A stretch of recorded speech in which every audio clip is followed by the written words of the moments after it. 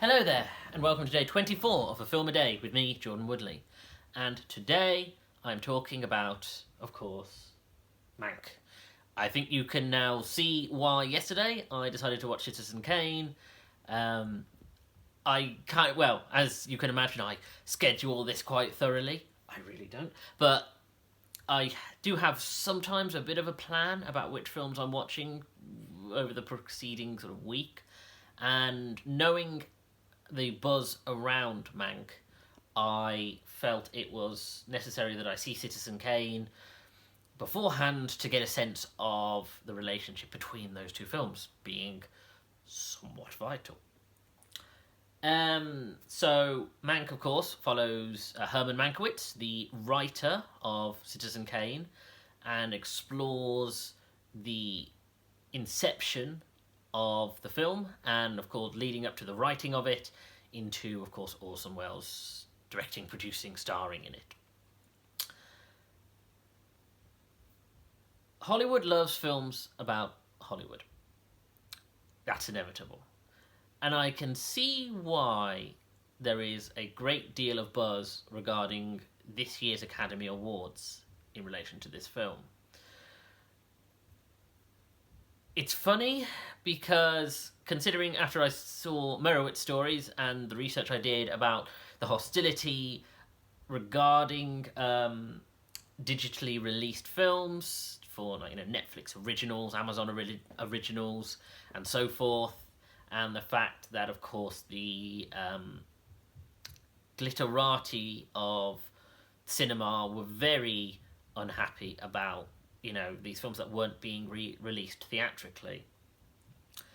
And here we are in 2021, because almost exclusively all of the films that will be acknowledged in this year's Academy Awards will have been released through streaming. And so you get a film like this, which of course is directed by David Fincher and has a very David Fincher-esque kind of spirit to it. And you can see why people are watching this and saying, yes, this is going to be one of our grand films to be nominated and acknowledged, because Hollywood loves Hollywood. And I've never really gotten that so much. There are films about Hollywood that I quite enjoyed. I enjoyed Judy.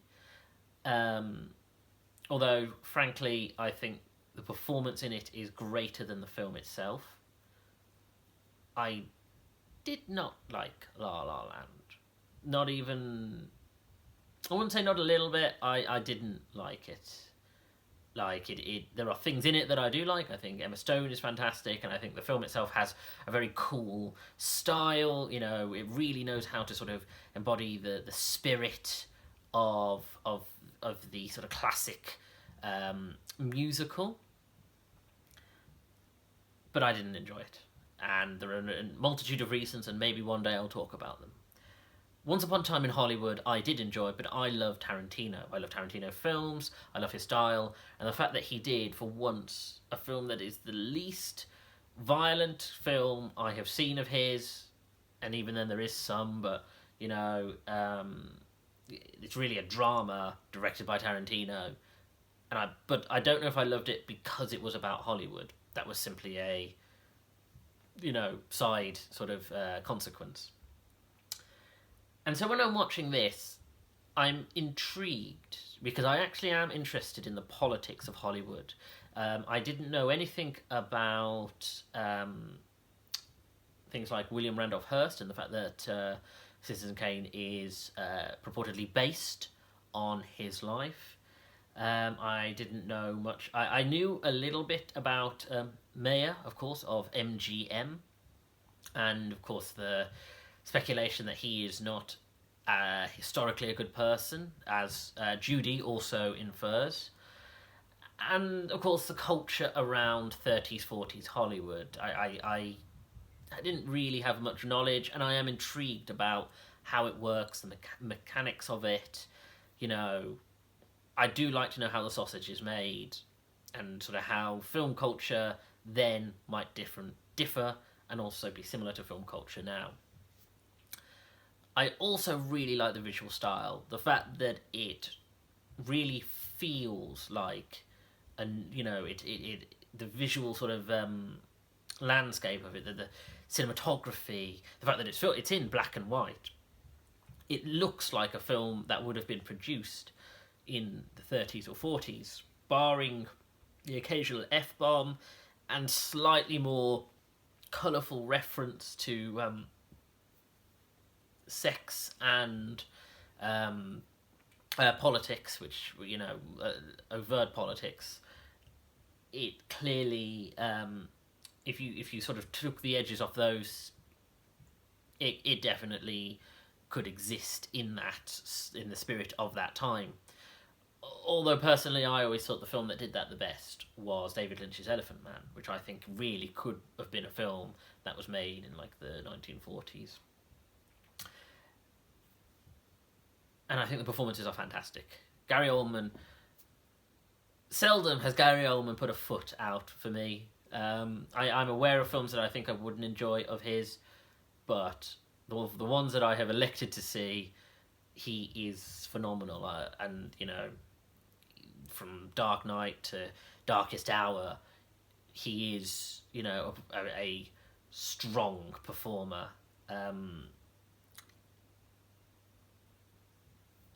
The film is quite dry. And like I said, I'm interested in the culture of Hollywood, but I'm not fascinated by it, and I'm not immersed in it. And I did find it hard to follow why we should be so invested.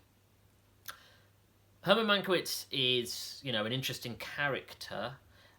He very much serves as the outsider to the culture of the time. They keep referring several times. He's referred to as sort of the court jester. That he joke, foolishly points out the flaws of all of the people around him to his own detriment and professional self-destruction. But ultimately, he does seem to succeed insofar as, he is a professional writer who had a successful career, and so it is hard to work out what exactly we're supposed to take away, that whether he was,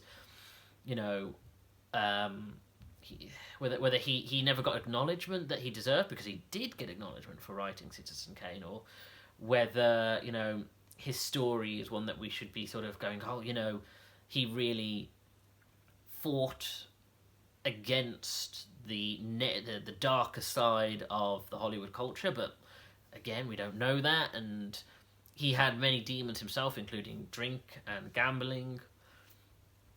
And so it's hard to really kind of go, okay, so it's not just his character that we're supposed to sort of take, sort of sympathise with. We do get a sense that he is seeing some dark events unfold, the politics of the time, the literal politics, and the power of Hollywood to influence politics is a major plot line. The effect it has on individual people and the corrupting power it has in the way that it takes, hard-working people, good people, and manipulates them and uses them. That is an interesting aspect to the narrative, but the problem I think I had is that I don't really know what I'm supposed to have concluded from this, other than this is an interesting snapshot of the time period. Other than that, I do think it's a good film, and I do like David Fincher. I love Seven. I think Seven is a remarkable film. Fight Club is, of course, a remarkable film. I haven't seen Zodiac, admittedly, and I do think that's one that I need to sort of turn my attention to. But of David Fincher's work, where is Tarantino doing a Hollywood film, feels like a breath of fresh air in terms of a very tonally different kind of film to what he usually does. With Fincher, it almost feels like a watered-down version of a Fincher film. I liked it. I didn't love it. I don't know if I would remember this as a grand film. Even if I saw it in the cinema, I don't know if I would watch it and go, yes, this, you know, there's a constant debate about the Academy Awards and whether, you know, they represent films that should be acknowledged as important films year after year, or whether they are just people patting themselves on the back for, you know, making good, big, grand films. I'm somewhere on the fence on that.